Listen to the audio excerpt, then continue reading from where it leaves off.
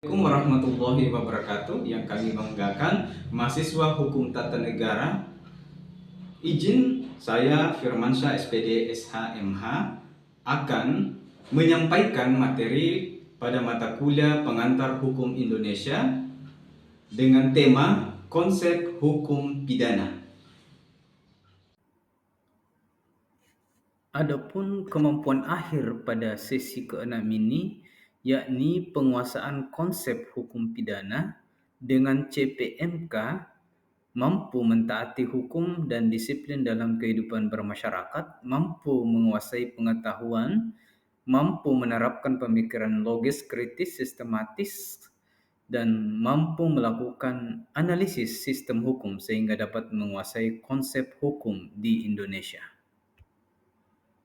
Selanjutnya, apa itu hukum pidana? Hukum pidana menurut Prof. Mulyatno adalah keseluruhan hukum yang mengatur perbuatan dan sanksi, kapan dan bagaimana pelaksanaan sanksi tersebut. Dalam konteks tersebut, Prof. Mulyatno menggunakan pandangan dualistis yang memisahkan antara perbuatan dan pertanggungjawaban. Teori ini atau konsep ini diterapkan dalam sistem peradilan pidana di Indonesia. Selain itu, ada pandangan monoistis yang diterapkan di Belanda, yakni menyatukan antara perbuatan dan pertanggungjawaban. Perbuatan pidana. Perbuatan atau strafbaar feit adalah perbuatan yang melawan hukum. Dalam konteks ini didasarkan pada asas legalitas. Nullum delictum nulla puna praevia lega punalli. Tidak boleh dipidana orang kalau tidak ada aturan sebelumnya. Dari asas legalitas tersebut ada 4 makna yang disebutkan. Yang pertama adalah lex praevia. Pidana itu tidak boleh berlaku surut, non retroaktif. Kemudian yang kedua adalah lex serta. Pidana itu harus jelas. Selanjutnya adalah lex stricta. Pidana itu harus tertulis. Konsekuensinya, hukum yang tidak tertulis tidak diakui dalam hukum pidana. Selanjutnya adalah lex stricta. Pidana itu harus ketat, tidak boleh ada analogi. Dalam konteks hukum Islam bisa dilihat dalam surah Al-Isra ayat 15. Bismillahirrahmanirrahim. Man ihtada fa innama yahtadi li nafsi wa man dhalla fa innama yadillu alai wa la taziru waziratu wisra ukhra wa ma kunna mu'azzibina hatta nab'asa rasulah. Allah tidak akan menghukum sebuah kaum sebelum Allah mengutus rasulnya. Pada konteks tersebut juga dijelaskan tentang teori pertanggungjawaban bahwa seseorang yang melakukan kebaikan maka kebaikan itu untuk dirinya. Seseorang yang melakukan kejahatan maka kejahatan itu untuk dirinya. Ditarik dalam konteks hukum positif bermakna kematian itu menjadi alasan untuk menghapus pidana. Tidak ada sanksi warisan. Pertanggungjawaban pidana. Dalam konteks ini yang menjadi dasar dalam pertanggungjawaban pidana adalah asas kesalahan, Gen Straf Sonderskal. Ada 3 hal yang membuat orang bisa dipidana. Jadi pada konteks ini pertanggungjawaban ini bicara tentang sikap batin atau mens rea atau motif.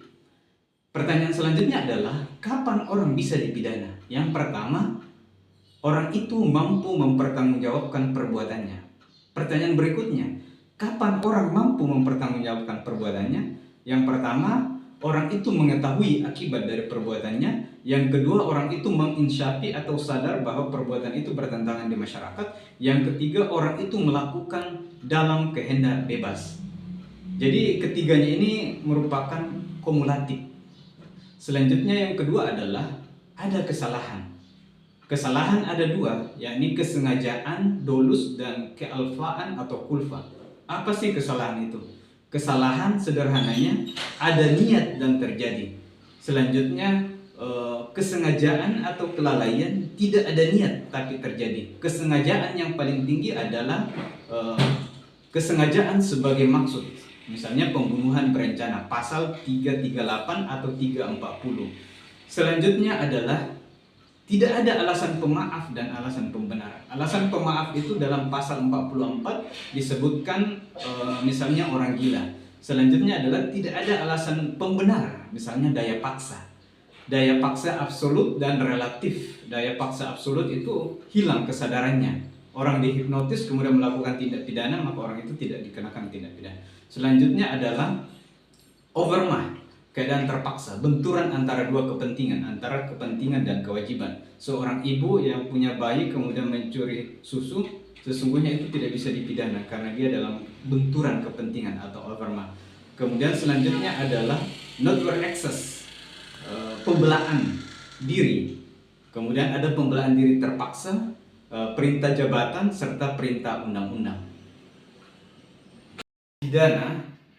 Untuk memahami konsep pidana, maka ada dua teori yang bisa digunakan. Ini teori pembalasan atau absolut, bahwa tujuan pidana itu adalah sebagai pembalasan untuk memberikan efek jera atau deterrent effect. Selanjutnya adalah teori relatif, bahwa tujuan pidana itu adalah untuk pembinaan.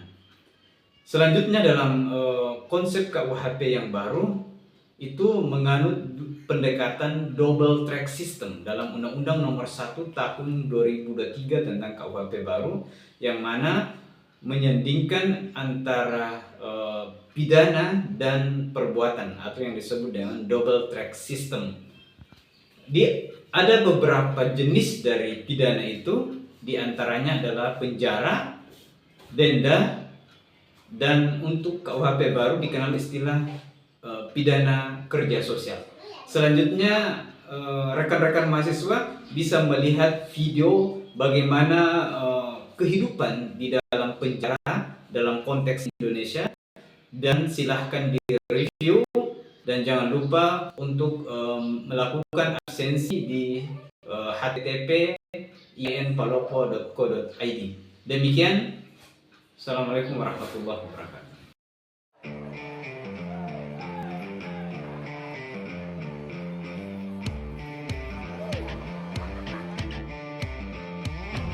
Seperti inilah kondisi salah satu sel di rumah tahanan Bagan Sepi Api. Kamar berukuran 6x7 ini diisi oleh 96 tahanan dan narapidana, yang artinya masing-masing cuma kebagian kurang dari setengah meter persegi.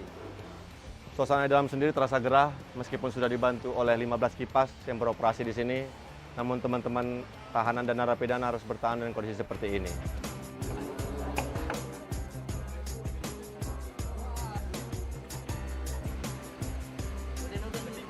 Kita di sini Pak, setiap malam Jumat itu selesai acara yasinan Pak, kita musyawarah di sini, kita tanya keluhan teman-teman kira-kira apa keluhannya. Kadang juga kan nanti keluhannya itu umpamanya mereka itu ada masalah keluarga gitu kan, baru nanti kita coba nanti berdiskusi sama pegawai.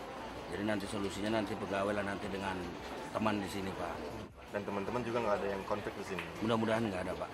Karena juga di sini kan kami kebersamaan Pak. Kalau ada makanan bersama.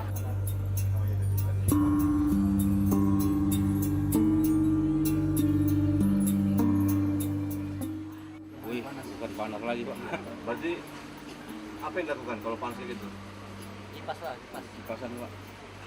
Bawa cerita-cerita aja, nanti kalau udah ngantuk tidur. Berkeringat Pak. Tapi sekitar sampai jam 11 aja tuh. Sampai 11 malam? Kalau udah tengah malam udah dingin. Udah enak, susu ya.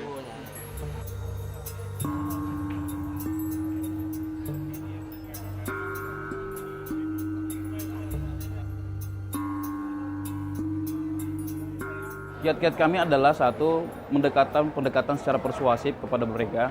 Kemudian juga kami melakukan memasang dengan fasilitas yang ada seperti ini Bapak bisa lihat, dengan ada TV, biliar untuk supaya tidak terjadi gesekan di antara mereka, hiburan mereka juga supaya mencegah hal-hal yang kami tidak inginkan. Alhamdulillah belum ada yang komplain memang, karena memang kondisi yang ada seperti inilah, dengan luas yang ada di rutan seperti ini, dan mereka juga tidak ada komplain pun dari luar pun nggak ada. Mereka juga sangat memahami lah.